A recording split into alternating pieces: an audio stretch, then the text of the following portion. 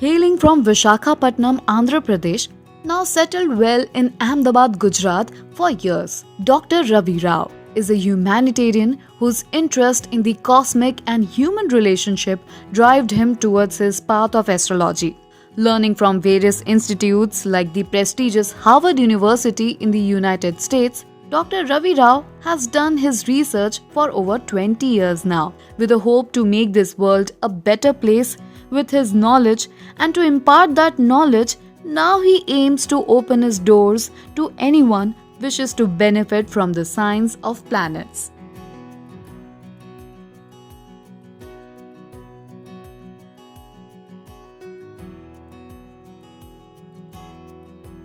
This you're talking about a subject which is called financial astrology, which is part of Mundian astrology. In ancient times, even in 1929, when there is a New York financial market crisis there, all the studies and research studies say that whenever there is a planetary influence on the country's horoscope, for instance, Jupiter in Scorpio, Saturn in Sagittarius, cleanses the system once in a while. If you talk about the current system of Indian's financial stock market, no doubt it is all-time high in 36 plus number is there, but on the ground reality business is not happening. It is a transition because of the global recession that is happening around it. Active banking will not be part of the system, but NBFC has taken over the normal course of businesses. So this crisis is not a permanent one. It will ease out by April 2020.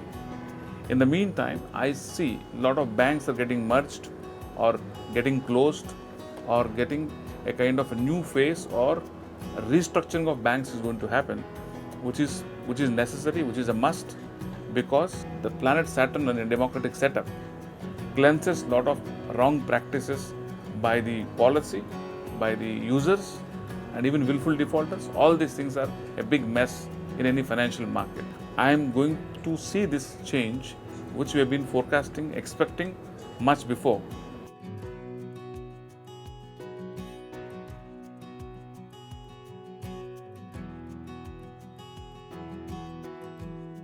Sensex, in my viewpoint, it is stable at 35 plus number, but the kind of numbers the economy is heading at 5 trillion economy, this number is not sufficient. Maybe the stock market has to go more than 60,000 and odd numbers. But when you talk about foreign investment, the companies are not making profit, the ground business is not there. That is why the investment profitability has gone low. That is the main crisis right now.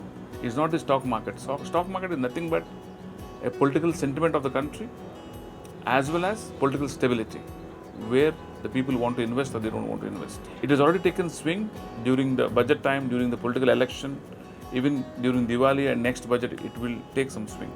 Despite robust financial measures taken by the country finance and RBI, it is still stable. I would see when the profitability starts making ease of doing business is more on the ground, the profitability dividend will be there for the investors.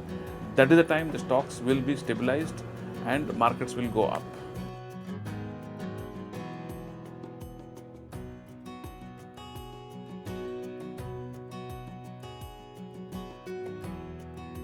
I would advise any investor to keep his entire portfolio in proper distribution of various investments. Some in gold, some in real estate, very less in mutual funds. Mutual funds are, of course, they have some risk carrying capacity, but if you are a long-term investor, go for mutual funds. If you are a short-term investor, don't look for mutual funds. That's one basic thing. If it comes to equity market, you can look for new IPOs, new companies that are getting floated, the new stocks which are going to take the country up. I would not suggest you to go for old stocks or which can go crashing anytime, because most of the companies are having a red line right now in their balance sheet. So I would want a new investment to come into the new stock market, new stocks. This is the way forward for the investor in the present day society. All these readings that I talk about is based on the country's horoscope and the planetary positions of Jupiter, Mercury and Saturn, which are major role in economic factors of any country for that matter. Saturn is the policy maker. The Saturn, the moment it moves into Capricorn next year by March, you will see a sea change of policy making in the financial reforms. Structuring will change, banking reforms will come.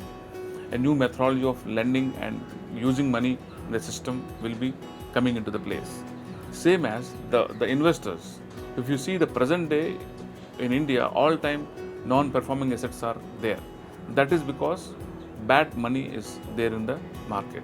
That means people have taken money, they could not produce, it has become bad. So by dead properties of non-performing assets, country will not go forward. So my worry is, in the first place, why did you have a poor policy? Why did you make these companies suffer? Or on what basis you extended the loan beyond their capacity to repay?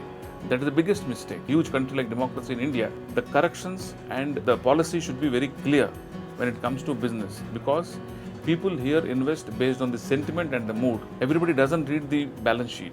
They see the election, they see the movies, they see what is going festivals. Based on that, they invest. So that the sentiment is the main factor in India compared to rest of the world.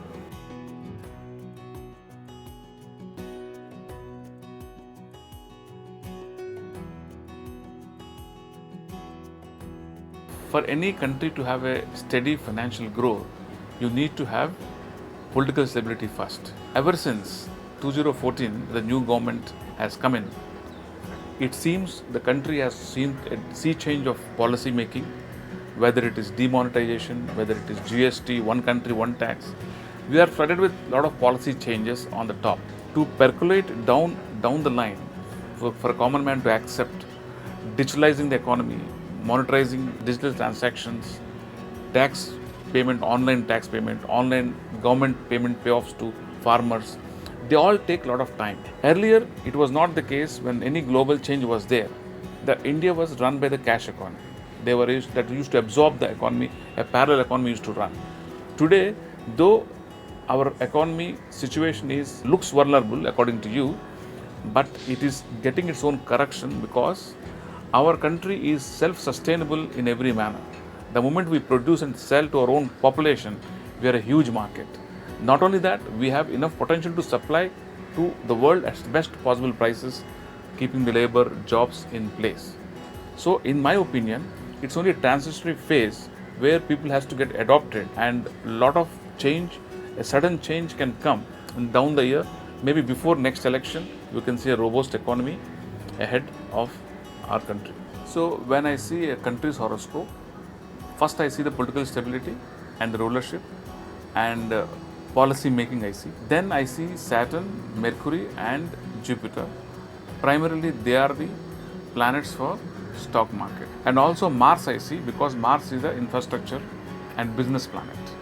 So these positions will tell me or indicate the country's economic growth and economic factors down the line, the months or whatever it is. So when I see a year-long progress, all the planet taken into consideration, I see what sectors are going to be impacted, what sectors gets elevated through policy, what sectors gets proper rolling, so that the businessman makes progress and makes profit and gives enough dividend at every quarter or at every year.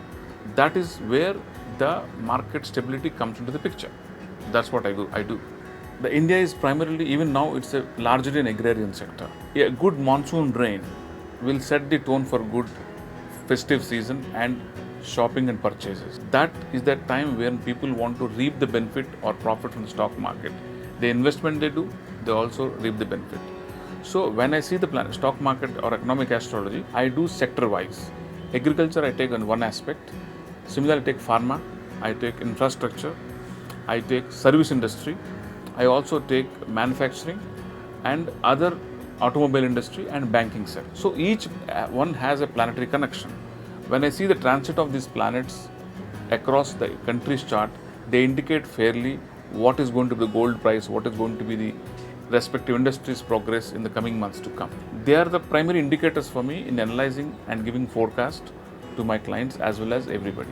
I have a book in the pipeline called Economic Astrology, which is also a financial astrology, which talks about currencies, which talks about gold value, even Bitcoin, and basically speculative markets in terms of any kind of business. which is not tangible, it is intangible. Speculative is always intangible. So when it comes to the financial astrology, this is one of the books I'm going to write, because a lot of literature is already available in the market. My methodology is yet to complete because of my research is still pending. Down the line, 2 years time, I'm expecting this book to be in the market. Right now, I finished book on political astrology and sports astrology. The financial astrology is going to come very soon.